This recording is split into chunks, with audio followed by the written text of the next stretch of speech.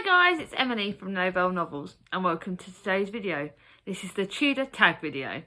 Now the lovely Julie from Hungry Bookworm created it and she said that she would love me to do it. Now it's taken me ages because I think she mentioned it in Tudor-tember, so that was September, and we are now going into this coming up in December. Be warned guys, if you've tagged me in videos, as this goes live, I'm now probably going into March for tag videos because that's how many I have to do. At this rate, I think I might end up having... If you guys want me to do an extra video a week, I might have to do that because I'm thinking that I'm just getting loads and loads of tag videos, and you know I like mixing them in with my normal videos. So, if not, be warned, your tag videos may not be done until... Yes, we're looking at March, my birthday month. This is typical, isn't it? Right, anyway, let's get on with it. I was tagged by the lovely Julie from Hungry Bookworm. At the end of this, I will say that I'm not tagging anyone in it because I've got different friends and I don't know if they like the Tudor ebooks as much as we do. But if you love it, if you like Tudor books, if you want to do it, please do it. Let me know and tag me in it because I think it is fun. But I've not done as well as I'd hoped I would. Sorry, Julie. So this won't be as long as my normal videos.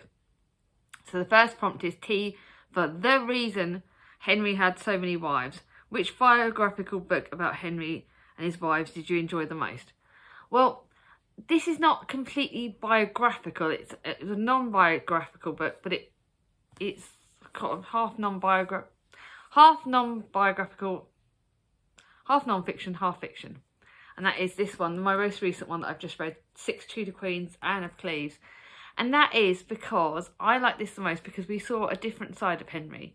Henry is portrayed in a lot of books I've read, both Alison Weir books, Philip Gregory. I've read various different books about him, and he's always portrayed as quite the baddie, the one that had so many wives because he wanted to procreate, he wanted to have children, he wanted to have a son, and he went through his wives. And I've read a lot of books about Henry VIII. Couldn't find all of them on Goodreads because I think some of them I'd read before I even had Goodreads. And I think I've seen Henry in a different way. There is books that I've read about him. I think there was a book about Mary, his sister Margaret, the one that went to Scotland. And that I read more about him, and I learnt that he actually did try and help her. And as a sibling, I thought that was quite interesting. I think you found that he actually did try and help his sister. He brought her into court, and obviously we know that his niece, Margaret's daughter, was actually a part of it as well. Mary, I think her name was Mary. I can't remember. I know her daughter was in part of it, a lot of his court, and she's actually his niece is actually in this book. But this book portrayed Henry in a softer side. So we find out that yes, he didn't fancy Anna of Cleves, but he found her more the sibling side. It was as he was getting older, and I think the softer side of him, he didn't really fancy her, but he treated her so well, and I think that was nice, and that was something I really enjoyed about that book. Was hearing that he did have that softer side. He wasn't just about the sex like he seems to be. I've read other books where you found out about his affair with Anne Boleyn's sister. So he started off with Anne Boleyn's sister Mary Boleyn, and that's the other Boleyn girl, which is another Philip Gregory book, which I loved. And I didn't read them all in the right order, so I'm going back and rereading them next year. By the way, another little hint for next year's goal. I'm going to read all the Plantagenet series in the correct order. But, so yeah, I've read more about him, and I found that quite fascinating. I have got this massive chunky book that I picked up at a charity shop, and this is the book that you would have seen. And this is about all 6 wives. I think the reason why this scares me is because it is an 800-page book. No, 700-page. Yeah, you know what I mean. It's a chunky book. And this goes on to all his wives. And I think I might try and actually get through this and read this over a period of a few months next year. So it might go on like a January or February TBR. And then, actually, I think I'm going to decide. I'm going to start it in March. And then I can read it over 3 months. And this has got all of those. And I would like to know more about him because I think he's often portrayed, like we said, as the baddie. And I think we need to know more about the better side, nicer side of him. So the next one is you, Undressing the Tudors. Have you ever read a book about Tudor fashion? No, sorry, Julie. I would like to, but not yet.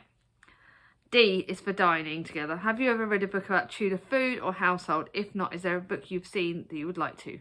Again, no. But I would love your recommendation. Julie, let me know below if there's any books you would think that I would like. Please let me know. I would love to read a book about, certainly about not so much Tudor food, but the Tudor household. I think Julie has said so. Julie did so many amazing videos on Tudor food and the Tudor household in Tudor timber. Please check out her video. If you want to know about Tudor stuff, she knows it all. She's amazing. Ouch. What is the most gory book film you've ever read or seen? Gory. Carrie all the way. That is so blooming scary. Carrie all the way. That was one of the most scariest Christmas books ever. Books ever. Sorry, I just saw a blooming email on my feed while I'm recording. Yeah, that was very gory. Didn't like it. Ugh, yuck. Reading royalty. Have you ever read a book about a Tudor era peasant or someone that isn't the king or queen? Yes, I've read a couple of books, but I've read the Tudor Vendetta by C.W. Gortner and The Final Act of Mr. Shakespeare, because Mr. Shakespeare was in the Tudor times, so that would be quite good. That was all right. Both books were like 3 stars. I didn't enjoy them as much as I've enjoyed my other books about the Tudor Queens, but I would happily read books about Tudor peasants because I think they'd be quite fascinating. I've read a lot about the other kings and queens and the princesses and things, but not about that. Next is S, Sisters at War. What is your favourite books about Mary and Elizabeth? Well, I've read one book, which was Elizabeth I, and that was a children's book, but I couldn't find it. Mia had it up somewhere up in her bedroom, so bomb site. I am reading a bit more about this month. Might be reading it as you see this, I don't know. And this is Elizabeth Tudor, the daughter of King Henry VIII. And this is the most powerful queen. She's destined to ascend the throne and deferred to as king's heiress, but all that changes when her mother Anne Boleyn is executed for treason, and Elizabeth's life alters in a heartbeat. But I've read books on Elizabeth, but actually she is not my favourite sister.